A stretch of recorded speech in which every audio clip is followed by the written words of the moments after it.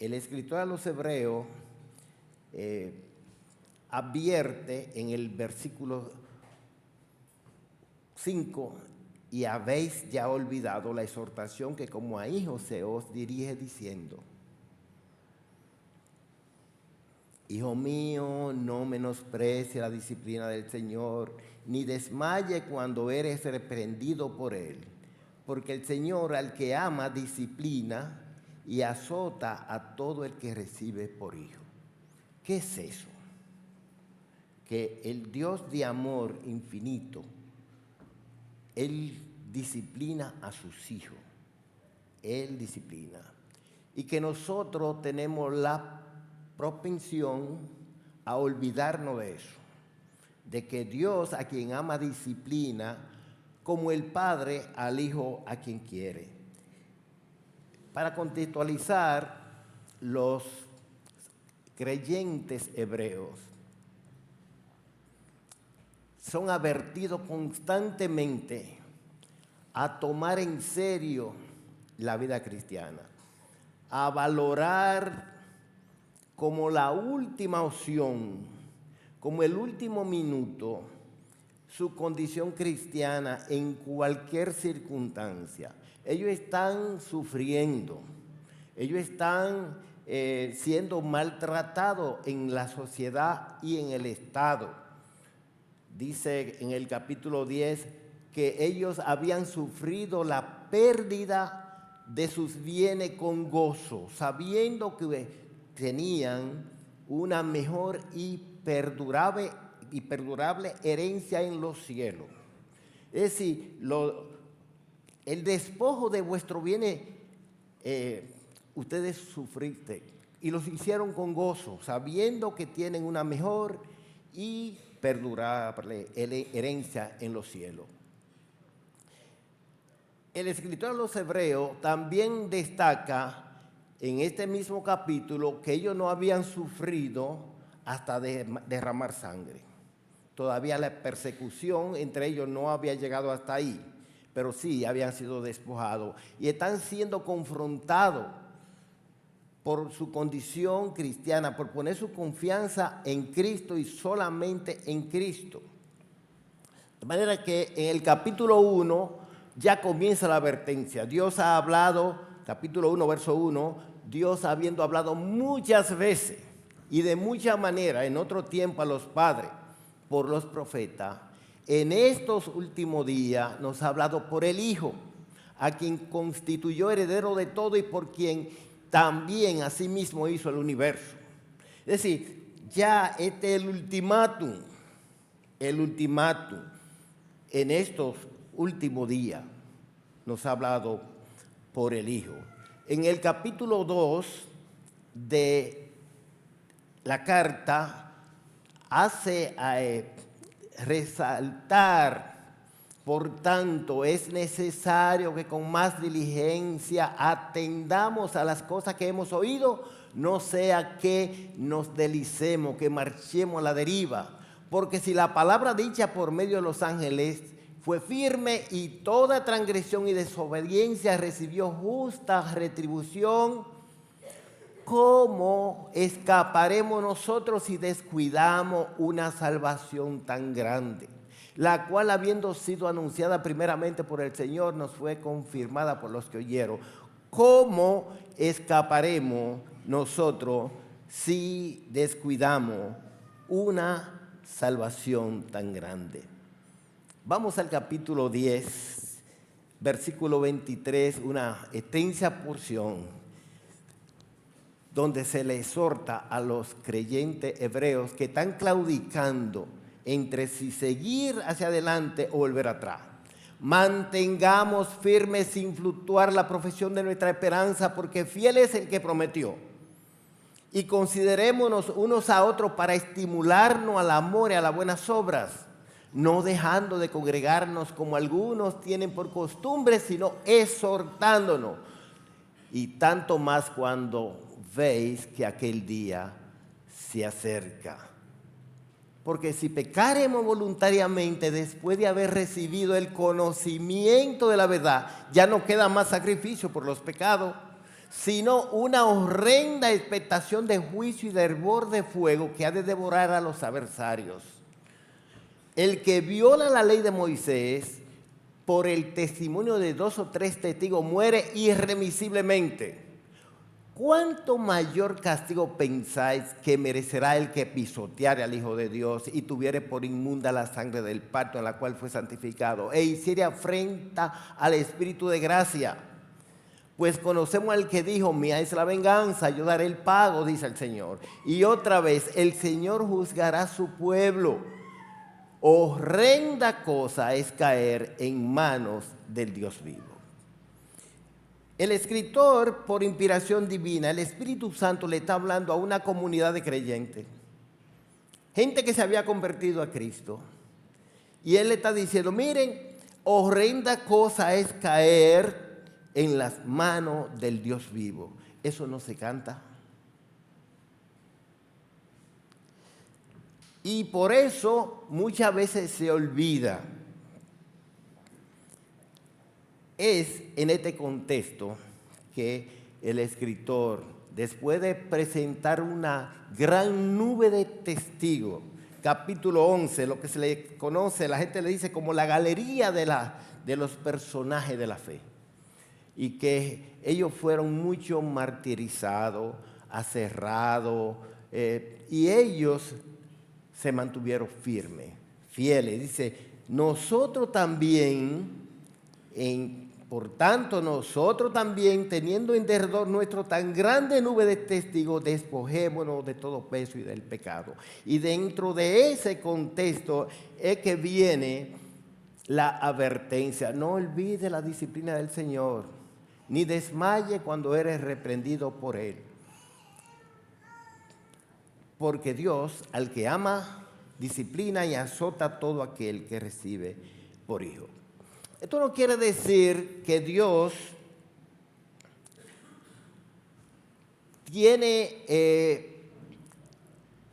un juicio condenatorio al pecado del creyente, porque la palabra de Dios es clara y precisa.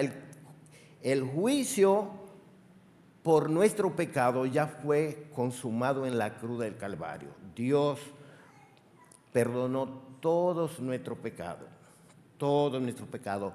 pasado, presente y futuro. Ninguna condenación hay para los que están en Cristo Jesús.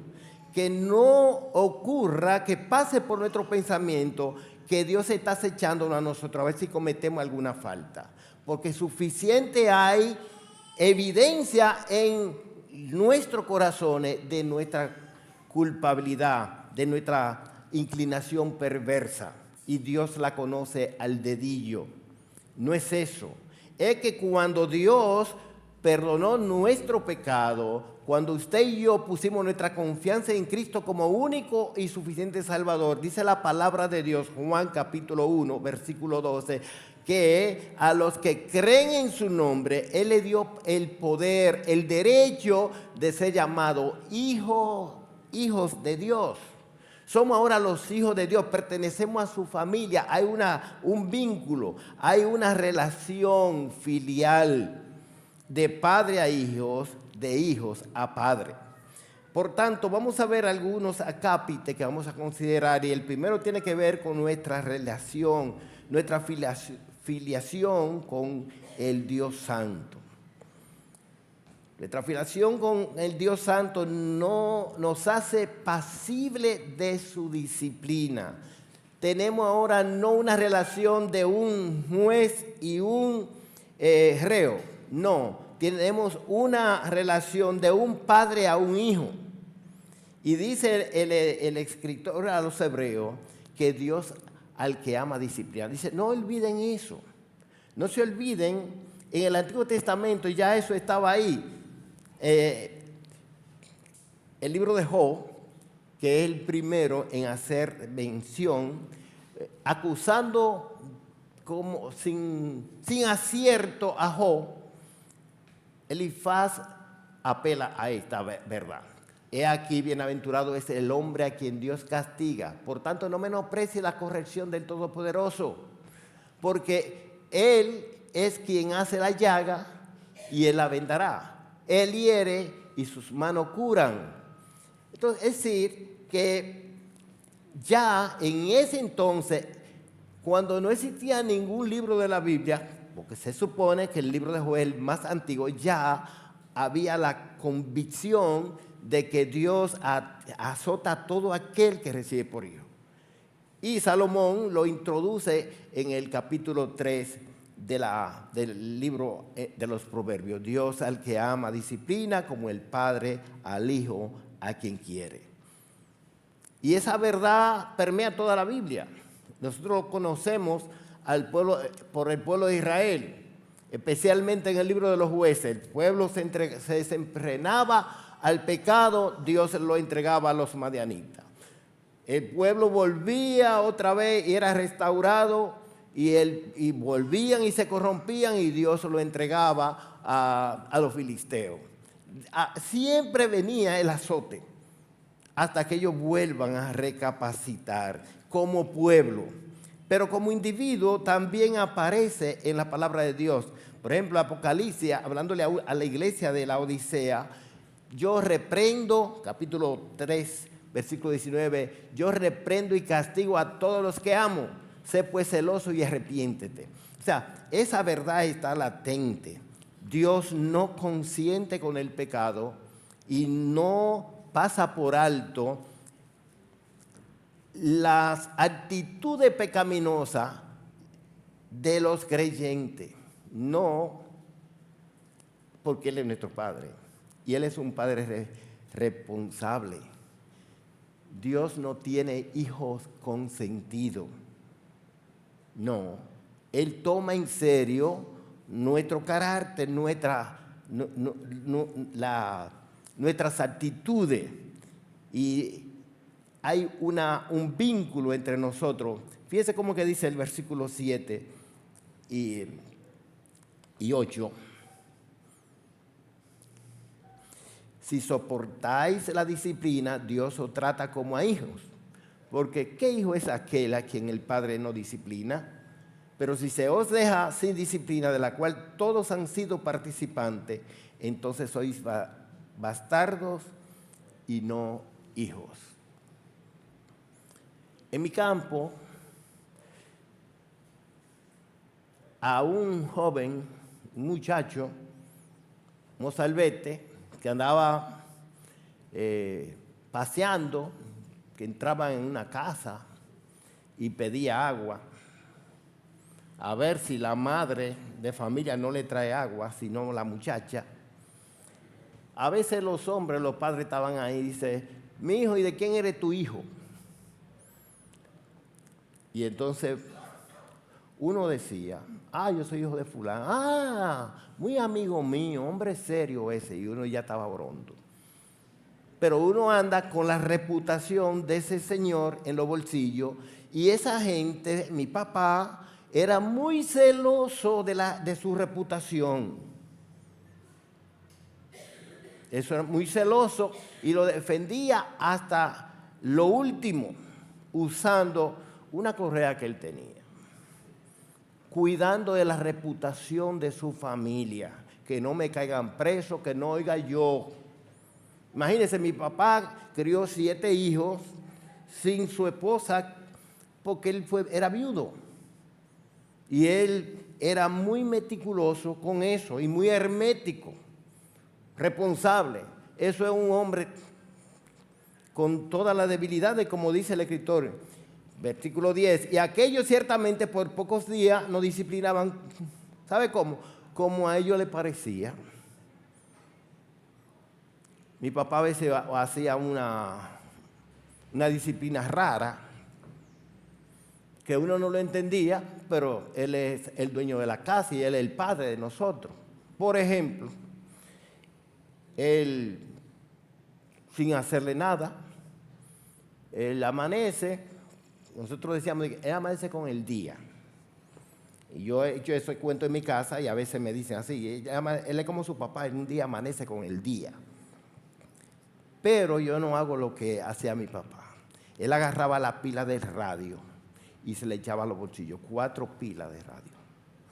Eso no era fácil conseguir. pilas de radio, porque el colmado estaba lejísimo y usted no tiene un chele para comprar 4 pilas de radio. Entonces, eso usted no puede imaginarse. Yo no sé si don Papolo, tal vez Santana, está aquí, y puede acordarse que en esa época en el campo habían programas que eran esperados. El suceso de hoy. Manuel Antonio Rodríguez Rodriguito, el informador policiaco, porque se dramatizaba un acontecimiento, un crimen, y lo dramatizaban. María Cristina Camilo, Julio César Matías, y ellos dramatizaban eso, y uno oía eso, porque eso era un espectáculo, era como ver una película, aunque era de la vida real. Entonces, eso era como a la 1 de la tarde. Entonces ya usted se imagina, y uno esperando el suceso de hoy, y el radio no tiene pila. Después en la tardecita llega papá y hace el cuento. Ustedes no oyeron lo que pasó en el suceso de hoy. Wow. Porque nuestro padre, tan bueno y tan ejemplar, él nos disciplinaba como a él le parecía. Y nadie entendía eso, como a él le parecía. Pero dice el texto que este Padre Celestial nos disciplina para lo que es provechoso, porque no nos disciplina caprichosamente, ni con desacierto, ni a su antojo, sino para lo que nos es provechoso, para que participemos de su santidad. Es verdad que ninguna disciplina al presente parece ser causa de gozo, sino de tristeza, pero después da fruto apacible de justicia a los que en ella han sido ejercitados. De manera que cuando yo miro hacia atrás, en mi pasado, en mi infancia, yo alabo a Dios por mi papá. En el campo decían, a ese muchacho le pica el sol, a ese muchacho le pesa el cuerpo. ¿Alguien se atreve a imaginarse qué era lo que decían? Ese muchacho le pesa el cuerpo, ese muchacho le pica el sol. Aragán.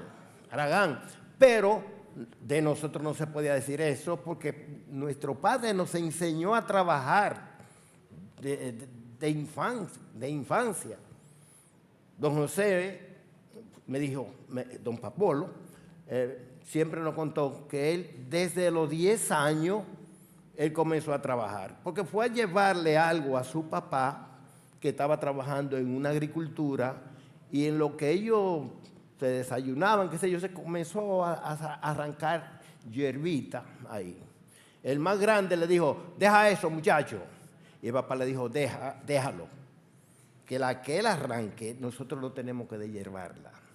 Y dice que desde ahí lo contrataron a fajarse. Es manera de enseñar como a ellos le parecía. Entonces, hay que entender también que en la Biblia la palabra de Dios está constante en todas las escrituras, que la naturaleza de ser creyente está matizado por aflicciones. Versículo 6 dice, porque el Señor al que ama disciplina y azota a todo el que recibe por hijo. No necesariamente por asunto de pecado cometido o consentido, sino que Él nos entrena. Así como mi papá, que no era un castigo, sino un entrenamiento. El sol pica, caminar entre una finca descalzo buscando una vaca, eso es molestoso, pero usted está siendo entrenado, y eso a nadie le gusta. Muchas son las aflicciones del justo, pero de todas ellas le librará Jehová. En el mundo tendréis aflicción, pero confiad, yo he vencido al mundo, dijo el Señor. Y en Filipenses capítulo 1, versículo 29 dice que a nosotros se nos ha concedido,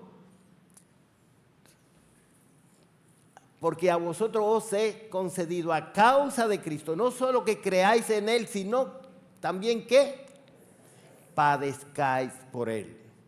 No nos gusta eso, pero esa es una gracia de parte de Dios.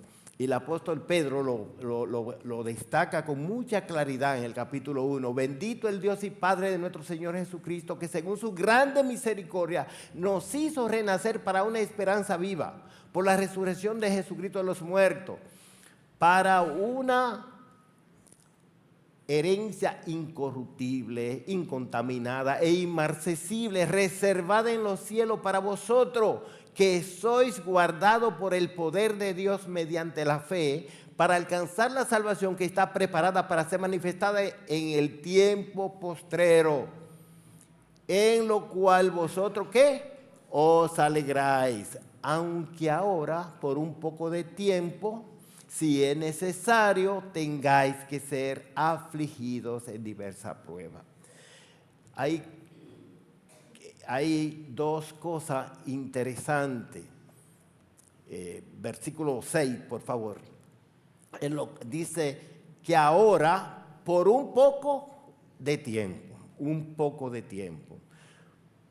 La palabra de Dios, a veces cuando habla de un poco de tiempo, a veces de toda la vida aquí. Si usted dura 100 años aquí, eso es un poco de tiempo, porque a usted lo que aguarda es la eternidad. Un poco de tiempo de sufrimiento, simplemente por vivir en este mundo. Simplemente por eso. Usted vive en este mundo caído y va a sufrir. Y mucho más si usted es creyente. Ahora, fíjese que dice, si es necesario, tengáis que ser afligidos en diversas pruebas. Eso es el caso del creyente. Si es necesario. Si es necesario. Dice el Señor a Pedro, al apóstol Pedro, Satanás os ha pedido para zarandearos como a trigo, Pedro, pero yo he rogado por ti que tu fe no falte, y vuelto confirma a tus hermanos. Es una petición que Satanás le hizo al Señor: préstame a los discípulos que yo los voy a zarandear. ¿Usted sabe lo que era una zaranda? Una zaranda era simplemente un instrumento de limpieza del grano cosechado. Simplemente eso. Nosotros no cosechamos trigo ni cebada, pero nosotros sabemos de habichuela y de maíz, que para usted llevarlo al negocio donde se comercializa tiene que estar limpio. Entonces la zaranda era como una especie de pala que lo tiraba al aire y se llevaba la basura, como dice Salmo 1, que el tamo lo arrebata el viento. El tamo lo arrebata el viento. Entonces se cuela. ¿Qué quiere decir eso? Si el Señor nos va a poner en la zaranda del diablo, significa que hay mucha basura en nosotros y debe ser quitada. Debe ser quitada, y entonces eso es lo que está diciendo el versículo 10. Y aquellos ciertamente por pocos días nos disciplinaban como a ellos les parecía, pero para lo que nos es provechoso, para que participemos de su santidad. La vida cristiana es una vida que va a la perfección, es hacia la perfección, es conformando nuestro carácter al de el Señor Jesucristo. Salmo 32, versos 8 y 9, te haré entender, te enseñaré el camino en que debes andar, sobre ti fijaré mis ojos. No seas como el caballo, como el mulo, sin entendimiento, que han de ser sujetados con cabestro y con freno, porque si no, no se acercan a ti. Hay una traducción que dice, porque si no, no se dejan dominar. Es decir, el caballo, el mulo, no tienen entendimiento. Deben ser sujetados con cabestro y con freno. hace muchos años que, leyendo un comentario de esto, decía el escritor que el mulo es terco porque tiene mucho de burro. El mulo es hijo de un burro y de una yegua, entonces tiene mucho de burro, es terco. Son sin entendimiento y se necesita ponerle un cabestro, un freno para poderlo dominar. Y muchos creyentes somos así, que necesitamos de un freno, no importa si nos daña la boca físicamente, para arreglar nuestra manera de hablar y dominarlo. En el campo antes no simplemente era el cabestro y el freno, sino que agarraban un garrote y se le daba para poderlo doblar. Entonces, es una manera de disciplinar, de amansarlo, de darle mansedumbre a un animal. Y el escritor dice, no sea como el caballo, como el mulo, que deben ser amarrados, cabestro y freno. ¿Cuántas veces usted y yo hemos tenido que ser amarrados con cabestro y con freno? Y nos duele eso y nos exponemos a la vergüenza. ¿Por qué? Porque actuamos de una manera insensata, no sin entendimiento, y necesitamos ser manejados por eso. ¿No entiende? En tercer lugar, Dios está más interesado en la santificación de nuestro carácter que en nuestra comodidad. Nosotros nos encanta la comodidad y el placer, y el mundo todos los días ofrece muchos más placeres, mucho más entretenimiento. Y entonces nosotros nos entretenemos con eso. Yo trabajé en una ocasión con un ingeniero que me cogió mucho cariño y mucha confianza. Aunque yo no trabajaba para su casa, un día él me pidió, y dice, mira, Elpi, yo necesito que tú me decía así, Elpi, que tú me puedes buscar los niños al colegio. Digo, sí. Era con el tiempo de la empresa que yo trabajaba. Yo iba a buscar al colegio. Era en el Loyola que estudiaban. Ustedes saben que el Loyola está cerca del malecón de la capital, por ahí, por la feria, como decían. Había que atravesar la capital para llegar a Arroyo Hondo, donde ellos vivían. Y un día me dice el niño, que todavía estaba cursando el tercero de básica, me dijo, Manuel Alejandro, dice, Elpidio, yo no sé para qué me mandan a buscar al colegio, porque yo llego a mi casa ahora, como,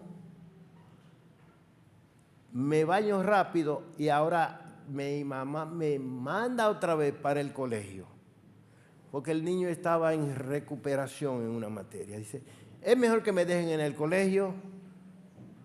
Usted sabe eso.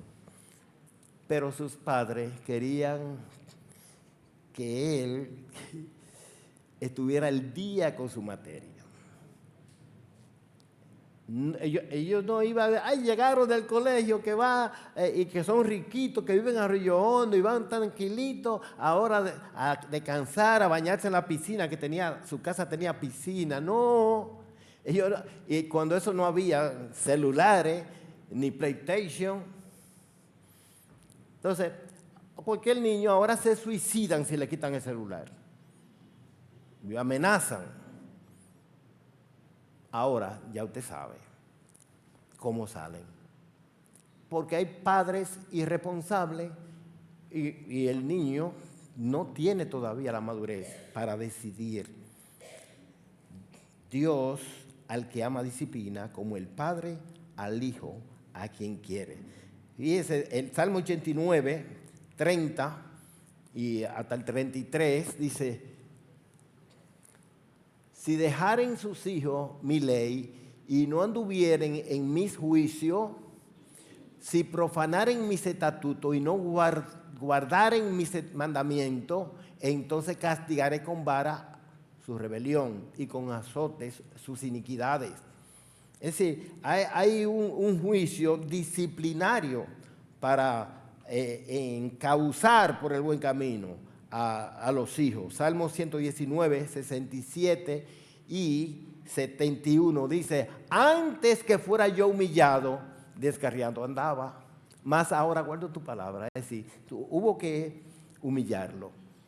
Versículo 71, bueno me es haber sido humillado para que aprenda tus estatutos. ¿Cuánto de nosotros no tiene que darle gracias a Dios por circunstancia dolorosa que el Señor usó para ponernos en rectitud? Y a veces uno lo cuenta para hacer recapacitar a los otros que se juegan. Romanos capítulo 8, versos 28 y 29, y sabemos que a los que aman a Dios todas las cosas les ayudan a bien.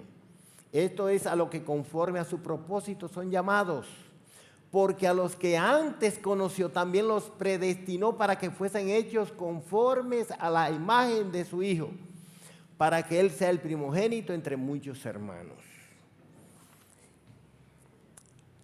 Generalmente la gente entiende eso. Mira, si a ti te pasó algo malo, eso es para bien. Entonces, yo no sé si le he contado una gran experiencia que tuve con mi yerno Luis. Él tenía una bicicleta y no tenía carro. ¿Cuándo eso? Entonces le robaron la bicicleta. Y él compró otra bicicleta. Yo le dije: Luis, pero yo pensaba que tú ibas a comprar un carro. Y me dice: el ladrón no dejó. El que lo conoce a Luis sabe cómo dice: el ladrón no dejó dinero para comprar carro. Dije: bueno, lo cierto es que así la gente piensa: te robaron una bicicleta, eso es que Dios te quiere dar un carro. No, tal vez lo que Él quiere es que tú andes a pie o que gastes lo que tú tenías guardado. Por alguna razón, porque la preocupación de Dios es la modelación de nuestro carácter. Él no está preocupado por nuestra tranquilidad. Sí, Él quiere que vivamos tranquilos en santidad y obediencia a Él. Y Él va a utilizar todos los medios, muchas veces dolorosos, para hacer posible que enderecemos nuestro andar. En último lugar, el pecado sin corregir afecta la reputación de la familia de Dios. Hebreos 12, versículos 9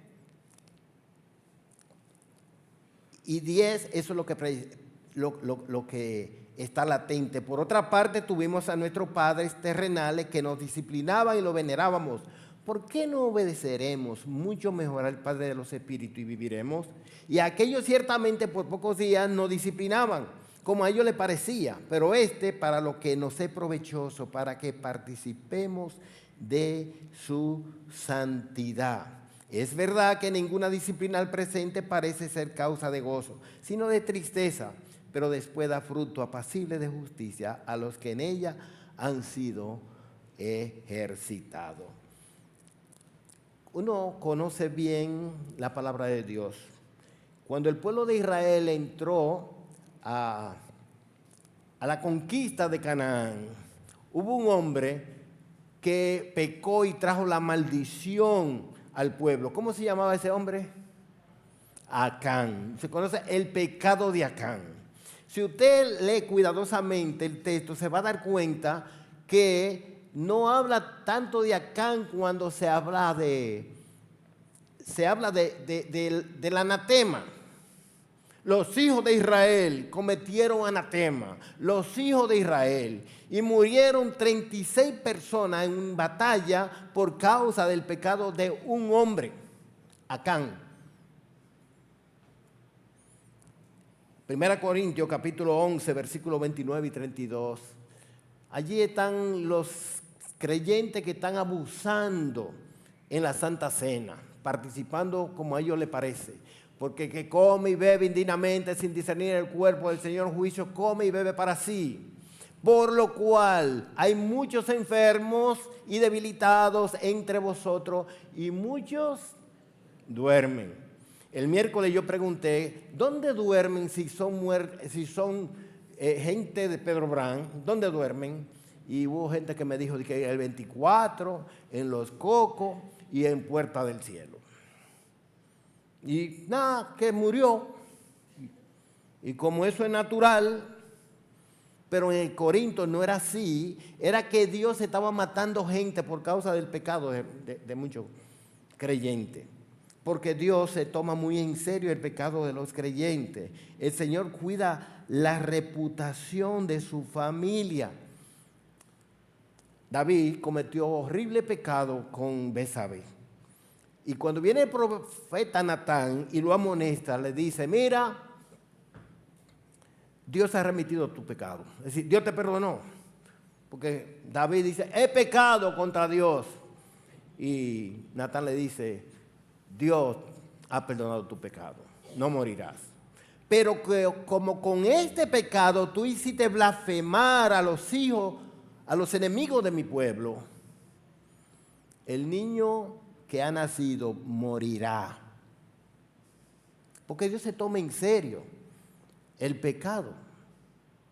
Y se lo advirtió y no importa que duró como 7 días de rodillas sin comer, orando, el niño murió. En una ocasión nosotros invitamos a un hermano que era contemporáneo mío en mi mocedad. Él vino a predicar, se convirtió al Señor, vino a predicar aquí. Entonces él pasó el día en mi casa. Predicó en la mañana y predicó en la noche. Y en una conversación que teníamos, me dijo él, dice, Elpidio, yo le tengo miedo a Dios. Yo le digo, esto lo decimos, déjame no decir el nombre. Él me dijo, digo yo, ¿cómo es eso? Mira, ¿tú te acuerdas de fulano de tal? Es el hermano fulano de tal allá. Sí. Ese hombre se descarrió, dejó a su esposa y cogió el mundo.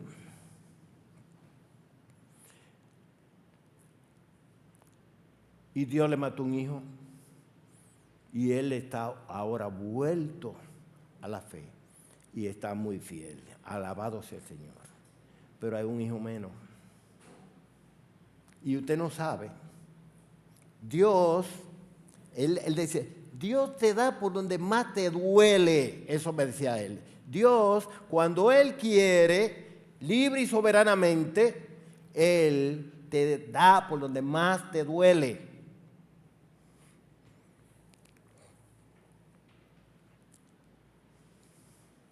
No menosprecie la disciplina del Señor. No te exponga a arruinar tu vida. El salmista del Salmo 73, él confiesa, yo tuve envidia de los arrogantes viendo la prosperidad de los impíos. Ellos no tienen congoja como los otros mortales. A ellos todo les va bien, ellos logran con creces los antojos de su corazón. Y dice, he aquí estos impíos, sin ser turbados del mundo, alcanzaron riqueza. Él estaba embelesado viéndolo. Verdaderamente en vano he limpiado mi corazón y lavado mis manos en inocencia. Pues he sido azotado todo el día y castigado todas la mañana. Un hombre piadoso, el cantor de David. Hasta que entrando en el santuario de Dios comprendí el fin de ellos. Ciertamente los ha puesto en deslizadero, en asolamiento los hará caer. ¿Cómo han sido asolados de repente? Perecieron, se consumieron de terrores. Como sueño del que despierta, así Señor, cuando despertare menospreciará su apariencia. Se llenó de amargura mi alma y mi corazón sentía pusada. Tan torpe era yo que no entendía, era como una bestia delante de ti.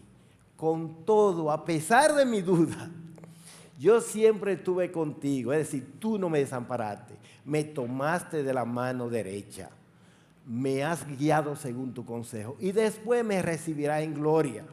¿A quién tengo yo en los cielos sino a ti? Fuera de ti nada deseo en la tierra. Mi carne y mi corazón desfallecen, mas la roca de mi corazón y mi porción es Dios para siempre. Proverbio 28:13 dice, el que encubre su pecado no prosperará. El que lo confiesa y se aparta alcanza misericordia. Hermano, no es posible que un creyente tome el pecado, descuide su vida cristiana sin consecuencia. Eso es imposible. La palabra de Dios dice, entonces no soy hijo, sois bastardo. Y es peor, es para el infierno que va. Debemos valorar el hecho de que Dios nos trata como a hijos y nos disciplina, que nos duela, para que no sean condenados con el mundo. Hermano, no te lo tome a la ligera. ¿Sabes qué? Dios puede darte por donde más te duela. Donde más te duela. Hay una cosa que un día Samuel tuvo que decirme, papi, ya no hable de eso, deja eso. Yo nunca había tenido una guagua, una jipeta, como decimos, y le compré una a él mismo, me la vendió, guagua que estaba enterita, eso no fallaba de nada.